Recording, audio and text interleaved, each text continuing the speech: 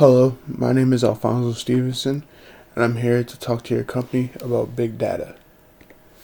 So, what is big data? Big data is large amounts of data that can come from different places or companies, files, and many more things. It's files that come from all over the web. To break it down, it could be said that the three V's can describe what data is, which is volume, velocity, and variety. Today, there's more data being shared than it was back when many computers came out in the 1970s. Also, big data brings more technology into the technology world or the data world that there is today. Some of the challenges of big data is having the right technology, meaning sometimes you need to make sure that you have the right memory, the right processors. You need to make sure that you can upload all this data at a good time or a fast time. That way you can have it at your hand when you need it in front of a customer. Also, with this technology, it breaks down to cost. Sometimes these processors or memories for a company like you could cost thousands of dollars, and depending on how many laptops, computers you may have, then it could cost even more. The next thing I would say is everyone has to be on the same accord when it comes to big data and how your company is going to use this data or how your company is going to obtain this data. And I'll break that down more further into my slideshow. And then training. So you want to make sure everyone is on the same accord, but you have to train them, and that takes time. And you don't want to just train your analysts or your CEOs or your higher ups about the data. You want to train almost every department. That way they know what the analytics department is looking for when they're searching for data. Warehouse. So you want to make sure that the user data privacy is secure, because in today's world people are trying to obtain this information. That way they can use it for ads or to steal people's information away from them, or just to try to sell them stuff that they don't need. So you have to make sure that all this data that you're obtaining is secured. companies Other companies are rating of uses data, and I would suggest the same thing for your company. Say you have a customer who logs onto your app and you get their email address, their birthday, and you want to make sure that, say you get their address, or maybe you get an extra email that you don't need.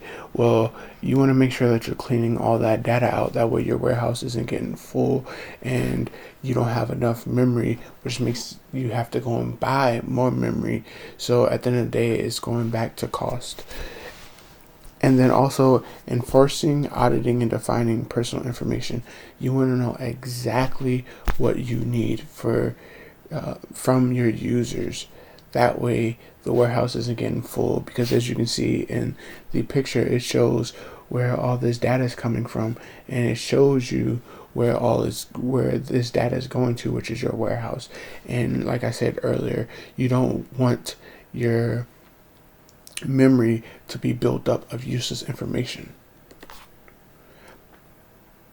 Best practice data governance and integrity. So I keep saying it over and over, but you want to make sure that you are securing the user's data. In 2020, this is a very big thing. People want to know that their data is very secure and that their privacy is being respected. You want to make a model for your company to follow. That way, whoever is using this data, obtaining the data, knows what they're doing exactly. That's why when you're teaching these departments what to do, there's one model for them to follow. That way, they know exactly what's to be used. Being organized, so you want to make sure that everyone or all your users' files are being stored together, and that way they're not all over your data warehouse or your storage, because now you're going to have to search in maybe 6, 7, 8 other files instead of going directly to that customer's file.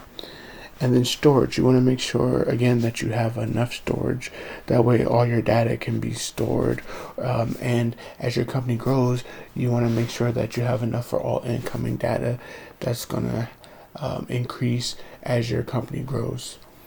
Determine what's needed to be analyzed by your company or your departments. So say I at the time only need people's email addresses, that way we can get them updated on everything. Or say we're using the app, and for them to log on the app they need their birthdays, their email address. Well, now I can say to the department, hey, this year we really want to focus on giving our users birthday messages or birthday gifts or discounts for their birthdays. So now we need to make sure that we have their date of birth. The same steps to analyze data. So like I said earlier, you want to make sure that everyone's following that same model to a T. That way there's no extra data being stored. Make sure the data is reliable, and then also make sure that the data is complete. Make sure you have everything that you need or that is being asked for. And then the Kimball model.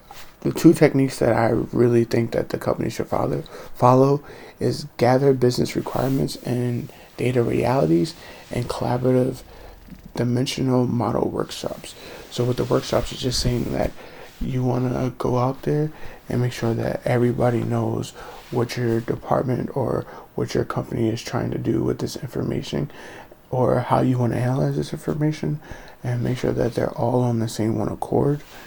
As well as for the gathering business requirements, you want to make sure that they know the KPIs, the key performance indicators that analysts need, and some of the issues that maybe the company is having right now. That way they could fix it, or go about it a different way in the future.